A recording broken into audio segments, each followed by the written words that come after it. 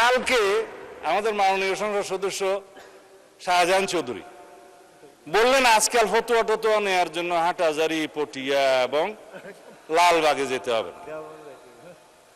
কোথায় যেতে হবে? সংসদে। কার কাছে? স্বরাষ্ট্রমন্ত্রীর কাছে। কয় মুফতি টুফতি আর লাগবে না, আর একটা কি যেন বলেছেন, ডট ডট দিয়েও বলেছেন। আমি তো কখনো বলি নাই যে জামাতে ইসলামী ইসলামী দল না, আপনারা নিজেরা নিজেরা টেনে আছেন। তবে আপনারা কি রকম ইসলামী দল সেটা একটু বলবো। আমি বলেছিলাম জামাত ইসলাম মানে ইসলাম না, ইসলাম ডিফারেন্ট। কিন্তু আপনি কালকে বলেছেন জামাত ইসলাম ইসলামী দল, এবং জামাত ইসলামকে জানতে হলে 100 বছরের ইতিহাস জানতে হবে। মানে স্পিকার ঘাটাঘাটি করে দেখলাম জামাত ইসলামের জন্মই হয়েছে 1941 সালের 26শে আগস্ট। মৌলানা সৈয়দ আবুল আলা মওদুদী তখন ব্রিটিশ ভারতের লাহোরে ইসলামিয়া পার্কে একটা সম্মেলনের মাধ্যমে এটা জন্ম দেন। তা এখন তো 84 বছর বয়স আপনার। জি মাননীয় মন্ত্রী,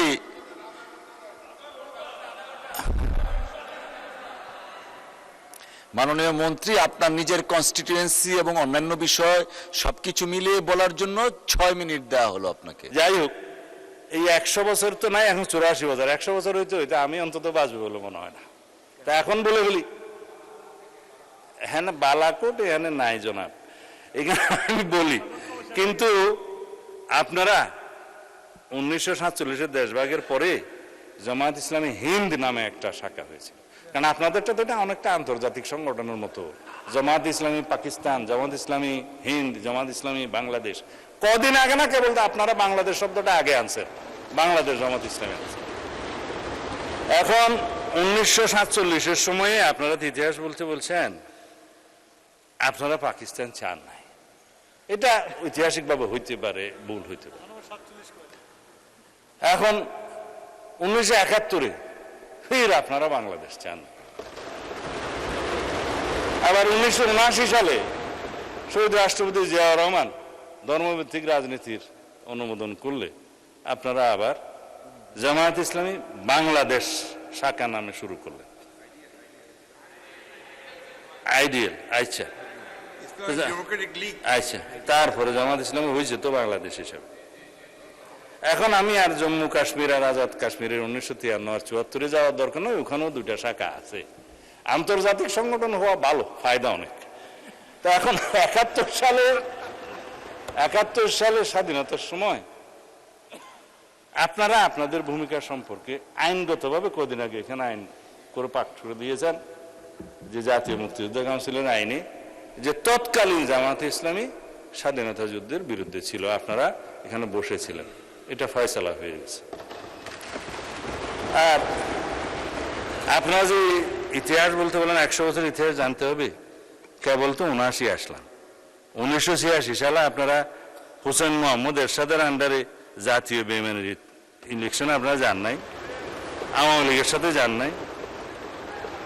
আপনারা 1900 না, ইতিহাস বলতে বলছেন তো আপনারা 1996 সালে আওয়ামী লীগের সাথে যুগপত আন্দোলনে যে আমাদেরকে ক্ষমতার থেকে অপসারণ করার চেষ্টা করেন নাই। আমরা একটা ইলেকশন দিয়ে এইখানে সংবিধান সংশোধন করে তারপরে ক্ষমতা হস্তান্তর করেছি, ফেলতে পারেন নাই। এরপরে যেগুলা গৌরবময় ভূমিকা আছে সেগুলো একটু বলি। 90-তে আপনাদের ভূমিকা ভালো ছিল, 24-এ আপনাদের ভূমিকা ভালো ছিল, আমরা তো সেই স্বীকৃতিটা দেই। 100 বছরের ইতিহাসের মধ্যে এগুলো আসছে তো। হ্যাঁ, 2001 সাথে ছিল, কিন্তু 7-এর পরে আপনারা যে একটু ঘোরাঘুরি করছেন সেটা পরে বলবো। খালি আপনি মনে করাই দেন কেন? আমি তো 71-এর একটা বিষয় না বলেই আপনাকে পার করা দিতে চাইছিলাম। আপনারা মালেক সরকারের সময়, গভর্নর মালেক সরকারের সময় পাকিস্তান, পূর্ব পাকিস্তানের সরকারে বাংলাদেশের স্বাধীনতা যুদ্ধকালীন চলার সময়ে জামাতের 2 জন সদস্য মন্ত্রিসভায় ছিল না? এই ইতিহাস আমি বলতে চাই না। হ্যাঁ, আব্বাস আলী খান শিক্ষামন্ত্রী, এম ইউসুফ রাজস্ব বিভাগের মন্ত্রী ছিল তো। আস্তে করে চাইছিলাম একটু এগুলো না বলি, আপনারা আবার শুরু। শাহ আজিজকে তো আমরা বুক ফুলে বলি, শাহজিবুর রহমানকে আমরা প্রধানমন্ত্রী বানাইছে আমাদের শহীদ রাষ্ট্রপতি জিয়াউর রহমান। অসুবিধা কি আমরা তো স্বীকার করি। হ্যাঁ হ্যাঁ, জামাত ছিল না তো, জামাত ছিল না। ছিল না। ঠিক আছে, সেই ডিবেট আপনারা করবেন, সেই ডিবেট আপনারা করবেন ফ্রম ইউর সাইড, আমরা করব না। তারপরে আপনি বললেন যে জামাত ইসলাম ইসলামী দল। ভাই সব জামাত ইসলাম ইসলামী দল আপনারা যখন বলছেন, অবশ্যই তো কি রকম ইসলামিক দল একটু পোস্টমর্টম করি।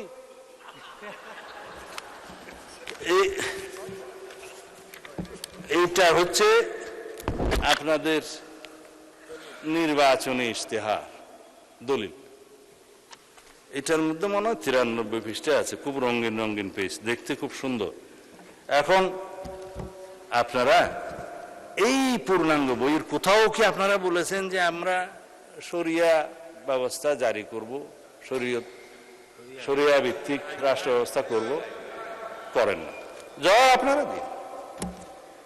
আপনারা কি কোথাও বলেছেন ইসলামী রাষ্ট্র ব্যবস্থা, ইসলামী সমাজ ব্যবস্থা বা ইসলামী বিচার ব্যবস্থা বা ইসলামী অর্থনীতি প্রতিষ্ঠা করবে? পেজগুলো ভঙ্গ করে রেখেছি এখানে, ভাগ ভাগ করে আপনাদের আর্থিক অবস্থা, তারপরে আপনারা যেটুকু পড়ছেন আমার মনে হয় আমারও ততটুকু পড়তে হয়েছে বাজ করতে করতে। আইন ও বিচার ব্যবস্থা দফা নম্বর 9, তারপরে আপনার দফা নম্বর মাথা উঁচু করে দাঁড়ানোর অর্থনীতি, ইসলামিক ব্যাংকিং এর ব্যবস্থা তো এখানে কোথাও লেখা নাই আপনারা এখানে। তারপরে কি দফা? শিক্ষা ব্যবস্থায়, শিক্ষা ব্যবস্থা আপনারা লিখেছেন মাদ্রাসা শিক্ষাকে আপনারা স্বকীয়তা বজায় রেখে কারিকুলাম আধুনিকায়ন করবেন, একবার 1 নম্বর দফায়। কেন বাংলাদেশের মানুষ কি শুধুই মাদ্রাসায় পড়ে? এখানে প্রাথমিক শিক্ষা আছে, হাই স্কুল আছে, মাদ্রাসা আছে, একটা হইতে পারত, কিন্তু আপনারা টপ মোস্টে গেলেন এবং এখানে কোথাও শরিয়া আইনের কথা আপনারা বললেন না। ওই দফাতেও ধর্ম এবং নৈতিকতা পৃষ্ঠায় আপনাদের দফা 28, এখানে আমি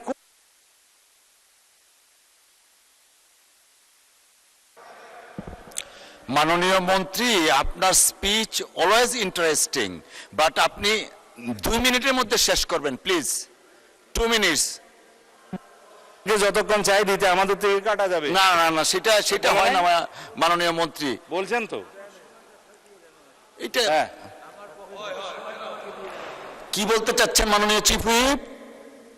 মাননীয় স্পিকার, আমি যে সময়টা বক্তৃতা দিতাম সেই সময়টা ওনাকে দেন। আপনার নাম তো লিস্টে নেই মাননীয় মন্ত্রী, চিফ হুইপ লিস্টে নেই। আপনি দেন, যেটুকু কাটা যাবে সেটা ওনার থেকে যাবে। মানে ইসলামের রাষ্ট্রে নাই। মাননীয় মন্ত্রী, ঠিক আছে 5 মিনিটের মধ্যে শেষ করবেন প্লিজ। আপনিও মানে স্পিকার যা শুরু করছেন, ইসলামী রাষ্ট্র ব্যবস্থা নাই, ইসলামী শাসনতন্ত্রের কথা বলা নাই, ইসলামী সমাজের কথা বলা নাই। তারপরে যেটা আমি এখন বলতে চাই নাই সেরকম কথাটা বলি। এখানে একটা কাগজ আছে, কাগজটা কোথায় যে রাখলাম, আকিমউদ্দিন, যেটা তাদের ইয়ের মধ্যে মনোগ্রামের মধ্যে ছিল, সেই আকিমউদ্দিন এখন আর নাই। এখন কাগজটা খুঁজে পাচ্ছি না, প্রিন্ট আসছে না। হ্যাঁ, এখন দেখেন আপনারা দিন প্রতিষ্ঠা করবেন, আপনাদের মনোলোক থেকে আকিমউদ্দিনটা সরাই দিচ্ছে বা ফাইনাল করেন নাই। বিদেশি ডিপ্লোমেটদের সাথে আপনারা যেমন সাক্ষাৎকার করেছেন আপনাদের আমির সাহেব, পিছনে সেই ছবিটা আছে। আমার কাছে তো সব কাগজ এখানে আছে, কাগজটা জাস্ট এখন উল্টাইলেই পাবো। সব নিয়ে আসছিলাম, কোথায় যে গেল।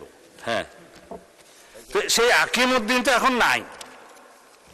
আপনাদের মনোগ্রাম থেকে দিন কায়েম করে যখন ফেলে দিলেন, আপনারা নিজেদেরকে ইসলামী দল কিভাবে কায়েম করবেন, দাবি করবেন? আর আপনারা এইখানে আমি কয়েকটা উদ্ধৃতি দিই। আপনারা ইলেকশনের আগে এই সাক্ষাৎকারগুলো দিয়েছেন। জামাতের আমির সাহেব বলেছেন ক্ষমতায় গেলে শরিয়া আইন বাস্তবায়ন করবেন না, 14 জানুয়ারি 2026 বলেছেন। শারদীয় দুর্গাপূজা উপলক্ষে, হ্যাঁ শুভেচ্ছা, এটা ঠিক আছে। জনাব আব্দুল্লাহ মোহাম্মদ তাহের বলেছেন, আমরা কবে কোথায় বলেছি জিতলে আমরা বাংলাদেশে সরিয়ে আইন আনবো? এটা হচ্ছে 18 সেপ্টেম্বর 2025।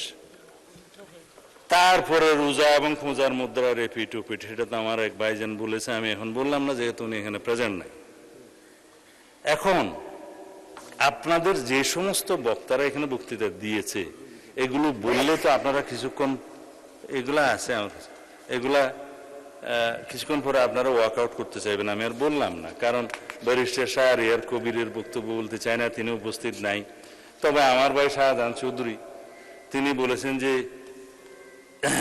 আল্লাহ সিদ্ধান্ত নিয়েছেন জামায়াতকে ক্ষমতা নেবেন, এবং আপনি আল্লাহ এত মর্তবা দিয়েছে যে সূর্য দাঁড়িয়ে থাকে, এটা আমার ভাইয়ের যে মর্তবা, আপনি এটা রেকর্ড ভিডিও আছে, বলেন আপনি যে কালকে আমার মুফতি বানাইলেন, তা আমি একটু আপনার স্বীকৃতি দিতেছি আর কি, যে আপনার কাছে এত আল্লাহ মর্তবা দিয়েছে যে আপনি বললে সূর্য দাঁড়ায় থাকে। এখন জামাত ইসলামীকে একটা ভোট দিলে আপনি 18 কোটি মানুষের নামাজ সওয়াব পাবেন। যেহেতু এখানে এমপি সাহেব আছে, আমি এটা বলতে পারি, ইতি জনাব আমির হামজা মাননীয় এমপি। এইভাবে বলতে বলতে বলতে বলতে কত বলতে পারবো তা জানি না।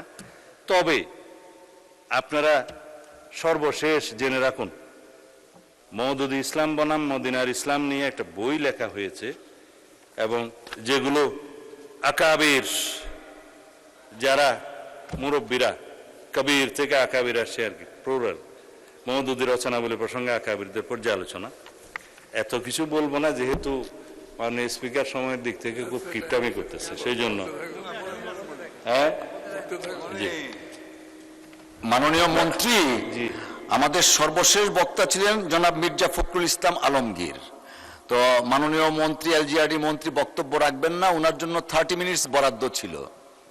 তো উনি আপনার জন্য স্যাক্রিফাইস করেছেন সেই 30 মিনিটস, 30 মিনিটস অ্যাড করা হলো আপনার জন্য। ওটাই গেছে।